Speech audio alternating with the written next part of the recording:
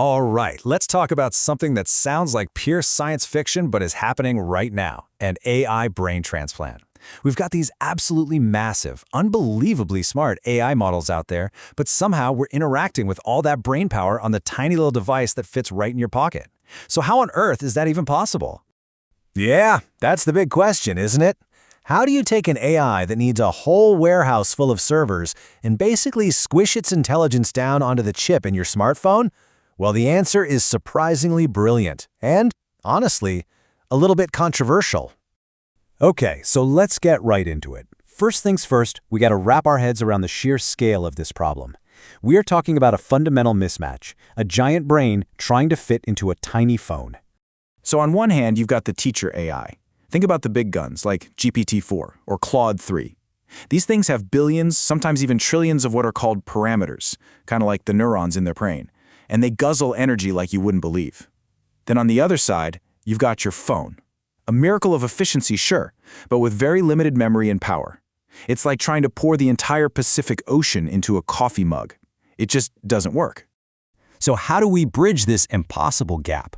Well, we use this super clever process called knowledge distillation. You could think of it as basically a mentorship program for artificial intelligence. So the core idea is actually pretty simple. Instead of training a small AI from scratch on tons of raw data, books, websites, the whole internet, which takes forever, you have a big, wise teacher AI pass down its wisdom to a smaller student AI. The whole goal is to create a compact little model that has most of the teacher's smarts, but is way, way faster and cheaper to run. And this chef analogy is just perfect. Imagine you're an apprentice. You could try to copy a master chef's famous dish just by looking at the finished plate, right? That's kind of like old-school traditional training. Or the master chef could stand right there with you, explaining not just what to do, but why you're doing it, sharing all their little secrets and intuition. That is knowledge distillation. Let's walk through this process step by step. First, you've got the big, highly trained teacher model. It knows its stuff. Then the magic happens. It transfers its wisdom. And it's not just giving away the final answers. No, it's explaining its entire thought process. The student model, meanwhile, is just soaking it all in, learning to mimic that reasoning. And the end result? A compact, super powerful model that can run like a dream on your phone. So this is the absolute key to everything, that secret why. The real magic of distillation isn't about copying the final answer. It's about understanding the complex journey the teacher took to get there. Now check this out, because this is where it gets really cool. Look at the difference between a hard answer and a soft answer. A hard answer is final, black and white. This is 100% a cat. But a soft answer, which is what they use in distillation, is packed with so much more information. The teacher is basically thinking out loud. It's saying, look, I'm 90% sure this is a cat, but there's a 10% chance it could be a dog, and here's why. See its ears? That little bit of doubt, that nuance, that's everything. And this hidden layer of information, all the probabilities, the doubts, the reasoning, that is what AI legend Geoffrey Hinton famously called dark knowledge. What a great name, right? It's all this rich, unseen data that lets the student absorb the teacher's entire way of thinking, not just its final verdict. Now, this learning can happen in a couple of ways. In the simpler method, which is response-based, the student just looks at that final soft answer. But with feature-based distillation, it goes even deeper.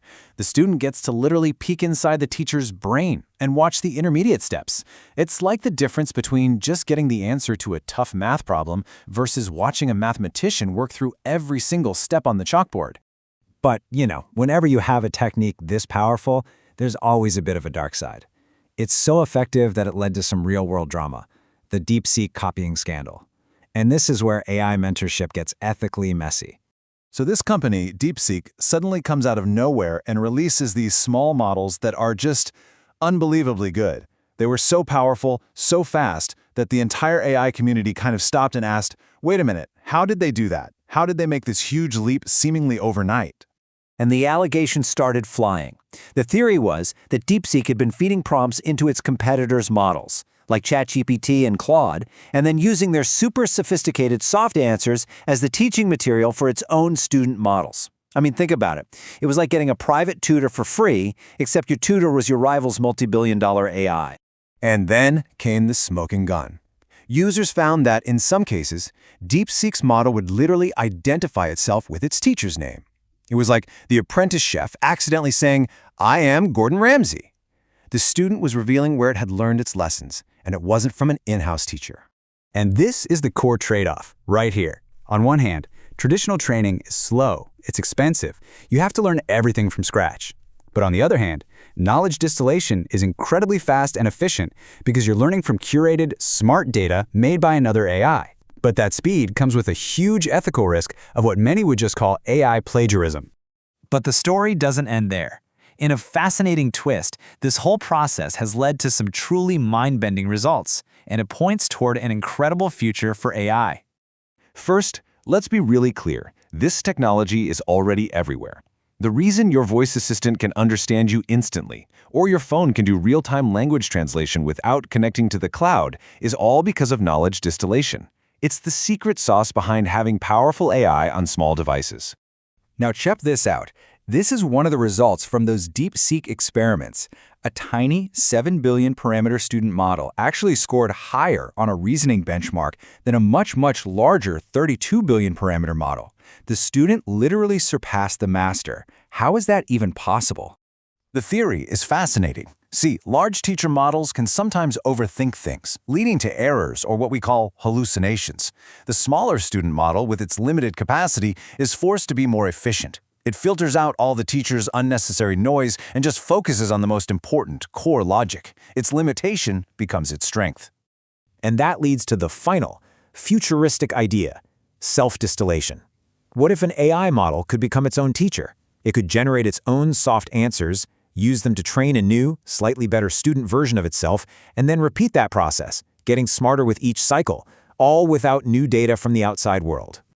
Which brings us to our final big question. This technique of distillation allows AI to learn faster and more efficiently than ever before.